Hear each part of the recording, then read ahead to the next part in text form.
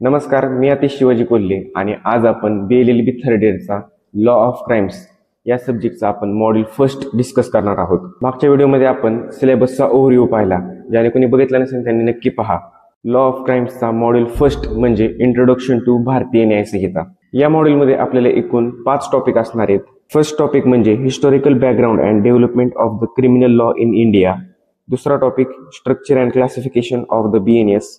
Topic third jurisdiction under Bharatiya Nyaya Sanhita 2023 म्हणजे section 1. त्यानंतर definitions and general explanations section 2 and 3 of BNS. आणि last topic principles of criminal liability and elements of crime. तर हा आपला या मॉड्यूलचा syllabus असणार आहे. तर आपण या व्हिडिओमध्ये थोडा सिक्वेन्स चेंज करणार आहेत. म्हणजे आपण पहिल्यांदा हिस्टॉरिकल बॅकग्राऊंड अँड डेव्हलपमेंट घेणार आहेत, त्यानंतर स्ट्रक्चर अँड क्लासिफिकेशन, आणि त्यानंतर प्रिन्सिपल्स ऑफ क्रिमिनल लायबिलिटी, आणि त्यानंतर सेक्शन 1 म्हणजे ज्युरिस्डिक्शन, आणि section 2 and 3 definition and general explanation असा आपला सिरीज असणार आहे. सुरुवात करूयात आपल्या फर्स्ट टॉपिकला, historical background and development of criminal law in India. पहिलं म्हणजे तुम्हाला प्रश्न पडला असेल नेमकं क्रिमिनल लॉ म्हणजे काय. तर क्रिमिनल लॉ ही एक लॉची ब्रांच आहे. जे काही सोसायटीमध्ये हार्मफुल ऍक्ट्स घडतात त्या ऍक्ट्सला क्राईम कन्सिडर केले जातात, आणि अशा क्रिमिनल ऍक्ट्सला शिक्षा या क्रिमिनल लॉ अंडर दिली जाते. आता तुम्हाला क्लिअर झालं असेल की आपल्याला या टॉपिकमध्ये काय शिकायचं आहे.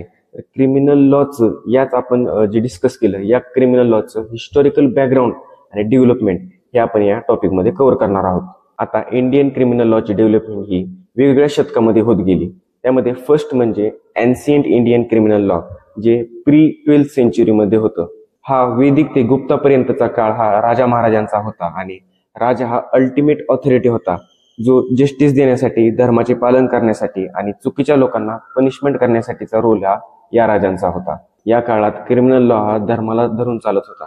म्हणजे जे काही अगोदरपासून चालत गेले आहे, जसं की मॉरल्स, राईट्स, म्हणजे वर्षानुवर्ष चालत आलेल्या परंपरा यांना धरून, म्हणजे यांच्यासोबत हा क्रिमिनल लॉ चालत होता.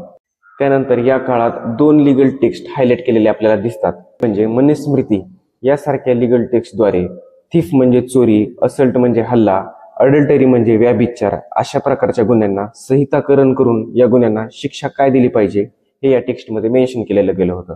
दुसरा लिगल टेक्स्ट म्हणजे कौटिल्यच अर्थशास्त्र. नावाप्रमाणेच हा करप्शन म्हणजे भ्रष्टाचार, टेअर्शन म्हणजे देशद्रोहाच्या उपाययोजनेचे तपशील वर्णन करून क्रिमिनल लॉ बद्दल अधिक सेक्युलर म्हणजे धर्मनिरपेक्ष आणि स्टेट सेंट्रिक म्हणजे राज्य केंद्रित दृष्टिकोन या लिगल टेक्स्टद्वारे दिले जात होते. या पिरियडमध्ये पनिशमेंट पाहायला गेलं तर यामध्ये फाईन आणि मालमत्ता जप्तीपासून ते हद्दीपारी आणि अंगभंगासारख्या शिक्षा देण्यात येत होत्या. आणि या काळात सोशल इक्वेलिटी नसल्यामुळे आरोपीच्या सोशल स्टेटसवर त्याला शिक्षा दिली जात होती. ऍडमिनिस्ट्रेशन ऑफ जस्टिस म्हणजे न्याय प्रशासन पाहायला गेले तर आपण वरती सांगितल्याप्रमाणे राजा हा त्यांचा अल्टिमेट ऑथॉरिटी होता. अशा प्रकारे आपण एन्शियंट इंडियन क्रिमिनल लॉची डेव्हलपमेंट पाहिलं. त्यानंतर येऊयात दुसऱ्या पिरियडमध्ये मेडिवल इंडियन लॉ, जे 12व्या शतकानंतर येत गेलं. एन्शियंट क्रिमिनल लॉ मध्ये आपण पाहिलं की धर्माच्या अंतर्गत क्रिमिनल लॉ चालत होता. या काळामध्ये, या पिरियडमध्ये स्पेसिफिकली मुघल पिरियड होता, आणि या मुघल पिरियड असल्यामुळे क्रिमिनल लॉची सगळी लिगल प्रोसेस ही मुस्लिम ज्युरिस्डिक्शन म्हणजे शरिया लॉ अंडर चालायची. म्हणून या काळात हायेस्ट ज्युडिशियल बॉडी हे शरिया कोर्ट होतं, आणि फतेई आलमगिरी हा त्यांचा कॉम्प्रहेन्सिव्ह कोड होता. आणि मुघलांनी त्यांचे क्रिमिनल लॉज हे प्रामुख्याने इस्लामिक लॉच्या हनाफी स्कूलवर आधारित केले. नंतर मुस्लिम लॉने ऑफेन्सेसला 3 प्रकारामध्ये क्लासिफाय केलं. पहिलं म्हणजे क्राईम अगेन्स्ट गॉड, दुसरं म्हणजे क्राईम अगेन्स्ट किंग, आणि crime against the private individual. अशा 3 प्रकारे ऑफेन्सेसचं क्लासिफिकेशन केलं. पनिशमेंट बद्दल पाहिलं गेलं तर या काळात फिजिकल टॉर्चर, बॉडीचे पार्ट्स कट करणे आणि मृत्यूदंडाची शिक्षापर्यंत शिक्षा होती. याच्यामध्ये जास्त काही डीप जायची गरज नाही. अशा प्रकारे 12वी सेंचुरी नंतर हा क्रिमिनल लॉ चालत गेला. त्यानंतर येऊयात ब्रिटिश पिरियडमध्ये 17 to 18 century. 1834 मध्ये लॉर्ड थॉमस बॉबिंग्टन मॅकोले यांच्या अधिकार क्षेत्राखालील फर्स्ट लॉ कमिशन तयार झाली, आणि भारतासाठी एक कॉम्प्रिहेन्सिव्ह क्रिमिनल कोड तयार करण्याचे काम सोपवण्यात आले. त्यानंतर 1837 मध्ये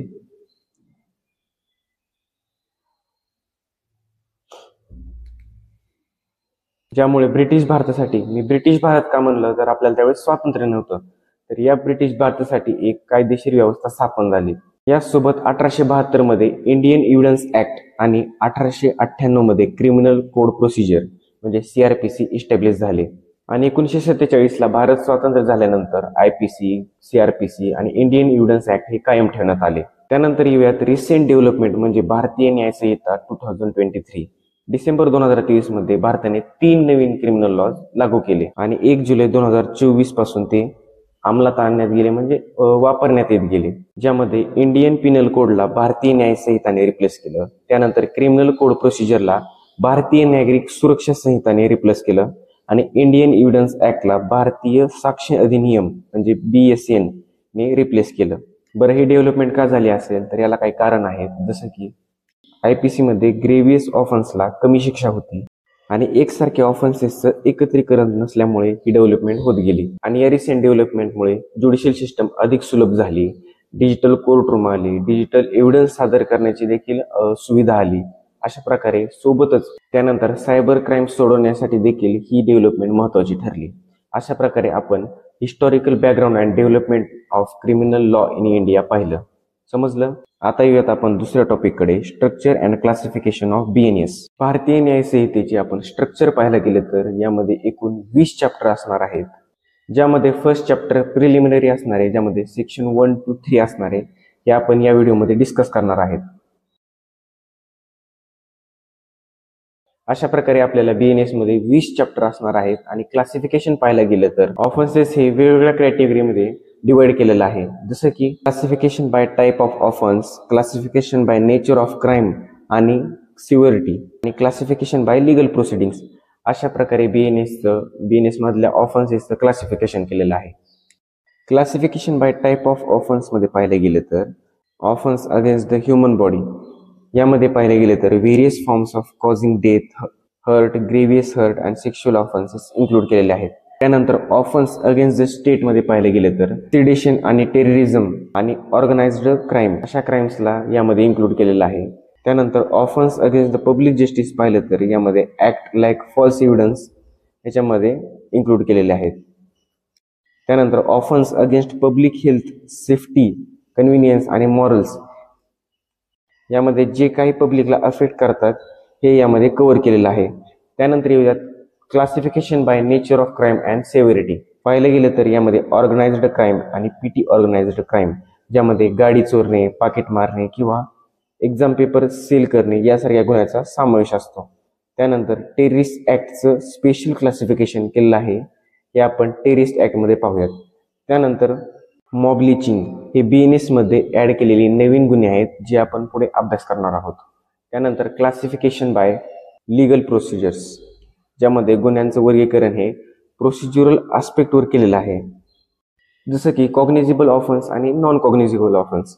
कॉग्निझेबल ऑफेन्सला आपण मराठी भाषेमध्ये अर्थ पाहिला तर याला आपण दखलपात्र गुन्हे म्हणतो. म्हणजे या गुन्ह्यांमध्ये पोलीस तुम्हाला विदाऊट वॉरंट शिवाय अटक करू शकतात. आणि दुसरं म्हणजे नॉन कॉग्निझेबल ऑफेन्स ज्याला आपण मराठीमध्ये अदखलपात्र गुन्हे म्हणतो. म्हणजे पोलिसांना तुम्हाला पकडण्यासाठी, तुम्हाला अरेस्ट करण्यासाठी त्यांच्याकडे वॉरंट असणं आवश्यक आहे. त्यानंतर बेलेबल आणि नॉन बेलेबल ऑफेन्स पाहिलं तर बेलेबल ऑफेन्स म्हणजे ज्याला आपण मराठीमध्ये जामीनपात्र गुन्हे म्हणतो. म्हणजे अशा गुन्ह्यांना तुम्हाला जामीन मिळते. आणि नॉन बेलेबल ऑफेन्स मध्ये तुम्हाला सहजासहजी जामीन भेटू शकत नाही. त्यानंतर पर्टिक्युलर गुन्हा हा कोणत्या कोर्टामध्ये चालणार आहे हे सुद्धा आपल्या BNS मध्ये क्लासिफाय केलेलं आहे. जसं की CJM, JMFC, CJJD, CJSD अशा कोणत्या कोर्टामध्ये हा गुन्हा चालणार आहे हे सुद्धा आपल्याला या BNS मध्ये क्लासिफाय केलेलं आहे, जे आपण पुढं आल्यास आपण सांगू. अशा प्रकारे आपलं दुसरा टॉपिक म्हणजे structure and classification of BNS complete केलं आपण. त्यानंतर येऊया तिसऱ्या टॉपिककडे, principles of criminal liability and elements of crime. Principles of criminal liability म्हणजे अशा काही रूल्स आणि कन्सेप्ट जी एखादी व्यक्तीला गुन्हेगारी गुन्ह्यासाठी कायदेशीररित्या कधी जबाबदार धरलं जाईल, ज्यामुळे योग्य तो न्याय देता येईल, याला आपण क्रिमिनल लायबिलिटी म्हणतो. मला समजलं नसेल, आपण एक एक्झाम्पलवर समजूया. समजा चोरी करणे, खून करणे, हल्ला करणे किंवा दारू पिऊन गाडी चालवणे या गोष्टी अनलॉफुली आहेत. म्हणजे ह्या गोष्टी बेकायदेशीर ठरल्या जाऊ शकतात आणि अशा बेकायदेशीर गोष्टी करणाऱ्यांना आपण क्रिमिनल म्हणतो. आता एखादा व्यक्ती केव्हा क्रिमिनल लायबल ठरतो यासाठी प्रूफ म्हणजे एलिमेंट्स ऑफ क्राईम हे आपण पाहणार आहोत. क्राईमचे एलिमेंट जसे की एक्सटर्नल ऍक्ट, गिल्टी माइंडसेट जे ठरवतात की एखादा व्यक्ती हा गुन्ह्यासाठी दोषी आहे. पहिला एलिमेंट ऑफ क्राईम पाहूयात, ऍक्ट सिरियस. याचा अर्थ असा की व्हॉलंटरी म्हणजे स्वइच्छेने, प्रोहिबिटेड ऍक्ट म्हणजे निषिद्ध कृती, ओमिशन आणि गुन्ह्यांमध्ये एक बहुतेक घटक असला पाहिजे आणि ते जर कृत्य कायदेशीर बंधनाखाली एखाद्या व्यक्तीने केला तर त्याला आपण ऍक्ट सिरियस म्हणतो. फॉर एक्झाम्पल म्हणजे या गोष्टी स्वइच्छेने होतात, म्हणजे त्यांची इच्छा असते किंवा या गोष्टी करण्याची, त्यामुळे आपण याला व्हॉलंटरीमध्ये टाकलेलं आहे. त्यानंतर प्रोहिबिटेड ऍक्ट म्हणजे जसं की दारू पिऊन ड्रायव्हिंग करणे हे एक प्रोहिबिटेड ऍक्ट आहे, म्हणजे एक कायदेशीर बंधनाखाली आहे, म्हणजे ही गोष्ट बेकायदेशीर ठरवली जाऊ शकते. आणि त्यानंतर ओमिशनचं एक्झाम्पल पाहिलं तर समजा एखादा डॉक्टर खूप स्पेशलिस्ट आहे, म्हणजे समजा किडनी स्पेशलिस्ट आहे, पण त्याचं पेशंटकडे दुर्लक्ष असल्यामुळे त्या पेशंटचा मृत्यू होतो. मग ही एक्झाम्पल ही ओमिशन मध्ये येत राहतं. तुम्हाला ओमिशन जर कळलं नसेल तरी आपण पुढं एक्सप्लेन केल्यानंतर तुम्हाला समजून जाईल. अशा प्रकारचे ऍक्ट्स हे ऍक्ट सिरियस मध्ये येतात. आणि दुसरा एलिमेंट ऑफ क्राईम म्हणजे मेन्स रिया किंवा बरेच जण त्याला मेन्स रियस पण म्हणतात, म्हणजे गिल्टी माइंडसेट. तर या प्रिन्सिपलनुसार ऍक्ट करण्याच्या वेळी स्पेसिफिक क्रिमिनल इंटेंट किंवा मेंटल स्टेट म्हणजे तुम्ही कृती करता त्यावेळेस तुमचा गुन्हेगारी हेतू किंवा मानसिक स्थिती आवश्यक आहे. उदाहरणार्थ या डेफिनेशन मध्ये आपण इंटेंट आणि नॉलेज हा शब्द पाहिला. म्हणजे एखादा व्यक्ती इंटेन्शनली म्हणजे जाणून बुजून एखाद्याला गोळी मारतो, फायर करतो, तर हे त्याला इंटेन्शन होतं की त्याला हानी पोहोचवण्याचं, म्हणजे ह्याला म्हणतात आपण इंटेन्शन. आणि दुसरा म्हणजे नॉलेज, म्हणजे तुम्हाला माहिती आहे की बाबा जर आपण गोळी मारली तर तो माणूस पुढचा मारणार आहे किंवा त्याला हर्ट होणार आहे, ग्रेव्हियस हर्ट होणार आहे किंवा त्याची डेथ होणार आहे, हे आपल्याला ॲज अ नॉलेज आहे. अशा गोष्टींना मेन सिरियस मध्ये कन्सिडर केलं जातं. जरी या नॉलेजचं तुम्हाला एक्झाम्पल कळालं नसेल तर तुम्ही लक्षात ठेवा, जर तुम्ही दारू पिऊन गाडी चालवता तर तुम्हाला माहिती आहे की दारू पिऊन गाडी चालवणं हे बेकायदेशीर आहे, हे इलिगल आहे आणि या गोष्टीमुळे आपला अपघात होऊ शकतो किंवा आपल्यामुळे दुसऱ्याला दुखापत होऊ शकते. याचं तुम्हाला नॉलेज असूनही तुम्ही या गोष्टी करतात, म्हणजे तुम्हाला नॉलेज आहे. तर अशा याचं एक्झाम्पल आहे. अशा प्रकारे आपण टॉपिक 3 म्हणजे principles of criminal liability and elements of crime हा टॉपिक कव्हर केला. त्यानंतर येऊयात आपण सेकंड लास्ट पॉइंटला, म्हणजे सेक्शन. आता आपल्याला BNS सेक्शन चालू होणार आहे, इथून सगळे सेक्शनच आहेत आपल्याला. त्यामुळे पहिला सेक्शन म्हणजे ज्युरिस्डिक्शन अंडर भारतीय न्याय संहिता. दरवेळेस प्रमाणे आपल्याला जर टॉपिकचा अर्थ कळाला, म्हणजे आपल्याला या टॉपिकमध्ये काय शिकायचं आहे हे जर कळालं तर आपल्याला पुढच्या गोष्टी सोप्या जात असतात. त्यामुळे ज्युरिस्डिक्शनचा अर्थ आपण पाहणार आहोत. तर ज्युरिस्डिक्शन म्हणजे मराठीमध्ये आपण त्याला अधिकार क्षेत्र म्हणतो, आणि जर इंग्लिशमध्ये पाहिलं गेलं तर आपण लीगल पॉवर किंवा authority, the area in which this power can be used. म्हणजे कायदेशीर पॉवर किंवा अधिकार कोणत्या एरियापर्यंत, कितपत एरियापर्यंत वापरले जाऊ शकते, म्हणजे ज्युरिस्डिक्शन. आता आपण कोर्टाच्या भाषेमध्ये ज्युरिस्डिक्शनची डेफिनेशन सांगितली तर jurisdiction means both the authority and power of the court to determine the dispute between parties as well as the territory over which legal authority of the court extends. साध्या, सोप्या आणि सरळ भाषेमध्ये पाहिलं गेलं तर याचा अर्थ असा आहे, जर एखादं कोर्टामध्ये मॅटर आहे तर हे मॅटर सॉल्व्ह करण्यासाठी कोर्टाला कितपत एरियापर्यंत किंवा कितपत ती लिगल ऑथॉरिटी किंवा पॉवर वापरू शकतात त्याला आपण ज्युरिस्डिक्शन म्हणतो. पुढं पुढं तुम्हाला समजत जाईल. डेफिनेशन जरी तुम्हाला क्लिअर झाली नसली तर तुम्हाला टाईप्स मध्ये या ज्युरिस्डिक्शन म्हणजे काय हे प्रॉपर समजेल. तर या ज्युरिस्डिक्शनचे एकूण 2 टाइप्स आहेत. पहिलं म्हणजे इंट्रा टेरिटोरियल ज्युरिस्डिक्शन आणि दुसरं म्हणजे एक्स्ट्रा टेरिटोरियल ज्युरिस्डिक्शन. तर what is intra territorial jurisdiction, तर याच्यामध्ये काही टर्म्स आहेत, या तुम्हाला क्लिअर झाल्या तर तुम्हाला पूर्ण इंट्रा टेरिटोरियल ज्युरिस्डिक्शन समजून जाईल.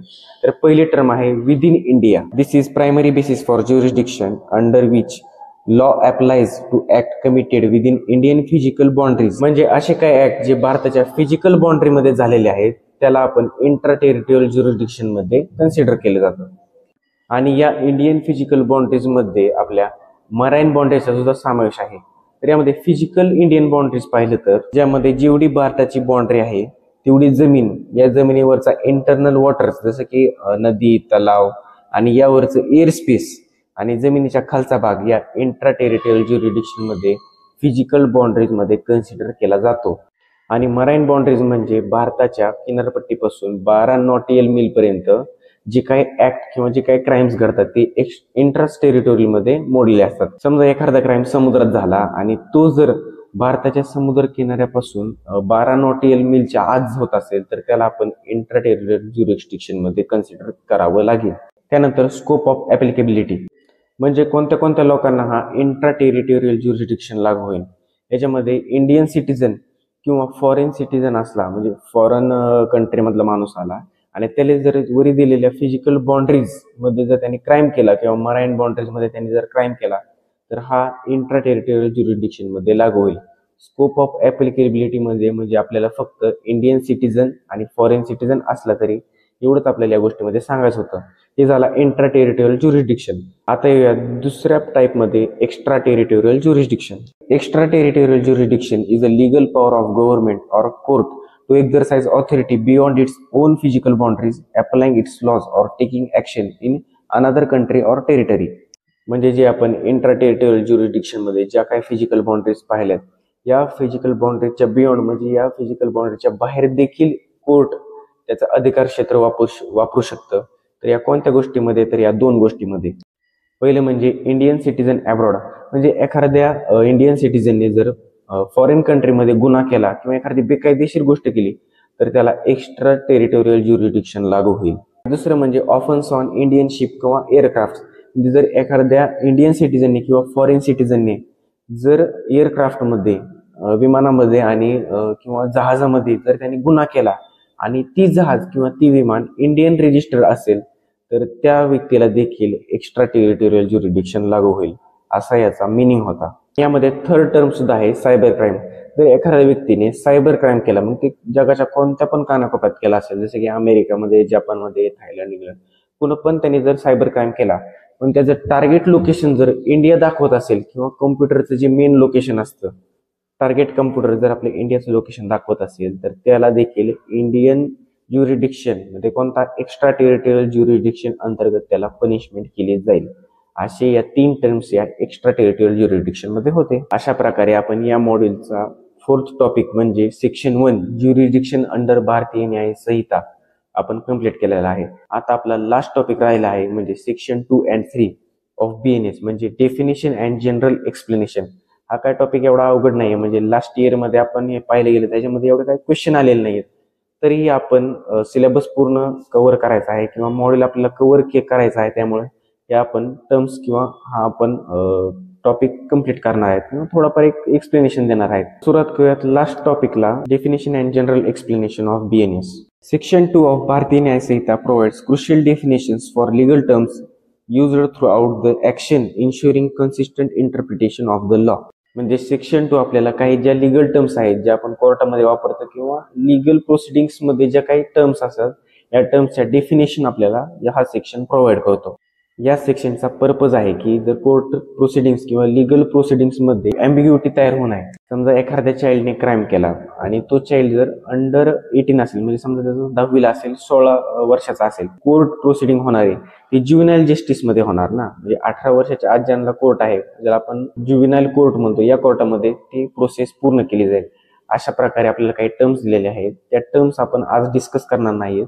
या मॉड्यूलमध्ये जशा जशा टर्म्स येत राहतील तशा टाइमला आपण त्या टर्म्स एक्सप्लेन करणार आहे. त्यामुळे आत्ताच्या टर्म्स एक्सप्लेन करायची काही गरज नाही असं मला वाटते. पण आपल्या PDF मध्ये आपण या सगळ्या टर्म्स पूर्ण एक्सप्लेन केलेल्या आहेत किंवा टर्म्सचं डेफिनेशन वगैरे प्रॉपर दिलेले आहे. आपल्याला ते व्हॉट्सअप ग्रुपमध्ये आपल्याला मिळून जाईल. आणि लास्ट टॉपिकचा लास्ट पॉईंट म्हणजे जनरल एक्सप्लेनेशन म्हणजे सेक्शन 3. या सेक्शनचा उपयोग आपल्याला दुसऱ्या चॅप्टरमध्ये जे आपण चॅप्टर सांगितला गेला, कोणता दुसरा चॅप्टर तर जनरल एक्सेप्शन, याच्यामध्ये याचा उपयोग आहे. पण तरीही आपण याच्यामध्ये 2-3 पॉईंट याचे डिस्कस करणार आहेत. आणि लास्ट टॉपिकचा लास्ट पॉईंट म्हणजे जनरल एक्सप्लेनेशन म्हणजे सेक्शन 3. या सेक्शनचा उपयोग आपल्याला दुसऱ्या चॅप्टरमध्ये जे आपण चॅप्टर सांगितला गेला, कोणता दुसरा चॅप्टर तर जनरल एक्सेप्शन, याच्यामध्ये याचा उपयोग आहे. पण तरीही आपण याच्यामध्ये 2-3 पॉईंट याचे डिस्कस करणार आहेत. म्हणजे प्रत्येक ऑफेन्सच्या डेफिनेशनला, प्रत्येक गुन्ह्याच्या व्याख्याला, प्रत्येक लिगल प्रोव्हिजनला आणि प्रत्येक इलिस्ट्रेशनला एक्सेप्शन असणार आहेत. कशामध्ये? चॅप्टर 2 मध्ये. चॅप्टर 2 काय आहे? जनरल एक्सेप्शन्स, जे आपल्याला पुढे पाहायचंच आहे. जरी आपल्याला एक्सप्लेन केलं नसेल किंवा जरी त्या पॉईंटमध्ये आपल्याला असं दाखवलं नसेल की बाबा ह्याला एक्सेप्शन नाही, तरी या टर्म्सला एक्सेप्शन असणार आहेत असं या सेक्शनमध्ये सांगितलं आहे. तुम्हाला पुढे लक्षात येणार आहे, आत्ता काहीच क्लिअर होणार नाहीये. तरी आपण याच्यात 3-4 टर्म्स आहेत किंवा 3-4 गोष्टी आहेत ते आपण डिस्कस करूया. या सेक्शन मध्ये आपल्याला डेफिनेशन आहे. तर या डेफिनेशन मध्ये in the general exceptions chapter even not explicitly stated, या टर्म्स ही सेक्शन आपल्याला पूर्ण चॅप्टर 2 मध्ये पूर्ण समजणार आहे. तर आता आपण याच्यामध्ये काही टर्म्स आहेत ते डिस्कस करूया. पहिली टर्म आहे uniformity of terms. Any time or expression explain in the one part of BNS it to be interpreted consistently in every part of Sanhita. म्हणजे एखाद्या ऑफन्सची टर्म एखाद्या पिनल प्रोव्हिजनची जर डेफिनेशन एखाद्या BNSच्या पार्टमध्ये एखाद्या सेक्शनमध्ये त्याची डेफिनेशन दिली असेल तर तीच डेफिनेशन दुसऱ्या पण सेक्शनमध्ये जर ती टर्म आली तर त्या टर्मला देखील तीच डेफिनेशन असणार आहे असा अर्थ आहे. दुसरी टर्म आहे पोझिशन डिफेंड. म्हणजे property in the possession of the person spouse or servant on their behalf is considered to be that person's possession. समजा एक बेकरी मालक त्याच्या कर्मचाऱ्यासोबत बेकरी चालवतो. मग यामध्ये या बेकरीमध्ये जे काही प्रोडक्ट्स आहेत किंवा जे काही बेकरी प्रोडक्ट्स आहेत हे कर्मचारी देखील हाताळतात किंवा इव्हन व्यवहार देखील या बेकरीमधला हाताळतात. तर या सेक्शनमध्ये आपल्याला सांगितलं आहे की जर कर्मचाऱ्याच्या ताब्यात असलेली कोणतेही प्रोडक्ट्स ही अजूनही या प्रोडक्टचा ताबा हा मालकाचाच असणार आहे असं या सेक्शनमध्ये सांगितलं आहे. कारण कर्मचारी हे फक्त त्यांच्या वतीने काम करत असतात पण मूळ ताबा हा त्या मालकाचाच असला जाईल असं यामध्ये सांगितलं आहे. त्यानंतर नेक्स्ट टर्म आहे act including omission. The word act is understood to include illegal omissions unless the context suggests otherwise. म्हणजे एखादं ऍक्ट ज्याला आपण मराठीमध्ये कृती म्हणतो तर या ऍक्ट मध्ये देखील इलिगल ओमिशन इन्क्लूड केलं जाईल unless the context suggest otherwise. म्हणजे फॉर एक्झाम्पल ऍक्ट म्हणजे एखादी फिजिकल ऍक्शन म्हणजे समजा एखाद्याने गाडी चोरली हे झालं ऍक्ट. पण इलिगल ओमिशन म्हणजे काय तर बेकायदेशीर चूक आणि ही बेकायदेशीर चूक धोका निर्माण करू शकते, नुकसान करू शकते किंवा हानी पोहोचू शकते. फॉर एक्झाम्पल आपण मेन श्रेयामध्ये पाहिलं समजा एखादा डॉक्टर हा पेशंटला तपासण्यासाठी किंवा पेशंटला नीट करण्यासाठी तो सक्षम असतो पण तो इमर्जन्सी सिच्युएशन मध्ये तो अयशस्वी झाला किंवा त्याने दुर्लक्ष केलं तर हे झालं इलिगल ओमिशन. म्हणजे त्याने चूक केली ज्यामुळे त्या पेशंटचे नुकसान झाले तर त्याला आपण इलिगल ओमिशन असं एक्झाम्पल कन्सिडर करू शकतो. त्यानंतर नेक्स्ट टर्म आहे shared criminal liability. In case of criminal acts committed by multiple individuals each person can be liable for different offenses through the same act even with different intentions. समजा दोन व्यक्ती jointly bank लुटायला गेले तर मग त्या एका व्यक्तीने सिक्युरिटी गार्डला गोळी मारली तर मग केवळ जो ट्रिगर दाबणारा व्यक्ती होता त्यालाच केवळ क्रिमिनल लायबल ठरवलं जाणार नाही तर त्या जो दुसरा आहे त्याला देखील क्रिमिनल लायबल ठरवलं जाईल बिकॉज ऑफ कॉमन इंटेन्शन. त्यालाच आपण शेअर्ड क्रिमिनल लायबिलिटी असं म्हणतो. प्रकारे आपण मॉड्यूलचा लास्ट टॉपिक म्हणजे सेक्शन 2 and 3 जो की डेफिनेशन आणि जनरल एक्सेप्शन हा होता हा आपण एक्सप्लेन केलेला आहे. लास्ट इयरच्या क्वेश्चन पेपरमध्ये पाहिले गेले तर या टॉपिकला जास्त काही एवढं इम्पॉर्टन्स दिलेलं नाहीये तरी आपण हा मॉड्यूल कम्प्लीट करायचा आहे म्हणून आपण थोडंफार त्याच्यामध्ये एक्सप्लेनेशन दिलं. अशा प्रकारे आपण LLB फर्स्ट इयर म्हणजेच BLLB थर्ड इयर या लॉ ऑफ क्राईम्स याच्यामधला मॉड्यूल फर्स्ट म्हणजे इंट्रोडक्शन टू भारतीय न्याय संहिता हा आपण पूर्णपणे कंप्लीट केलेला आहे. या लेक्चरच्या नोट्स किंवा अजून ब्रीफमध्ये नोट्स आपल्याला व्हॉट्सअप ग्रुपमध्ये आपल्याला मिळणार आहेत. त्यामुळे आपल्या बायोमध्ये दिलेल्या लिंकमध्ये क्लिक करून आपला व्हॉट्सअप ग्रुप जॉईन करा. तुम्हाला त्याच्यामध्ये फ्री नोट्स मिळतील. चला तर मग भेटूयात नेक्स्ट व्हिडिओमध्ये. धन्यवाद.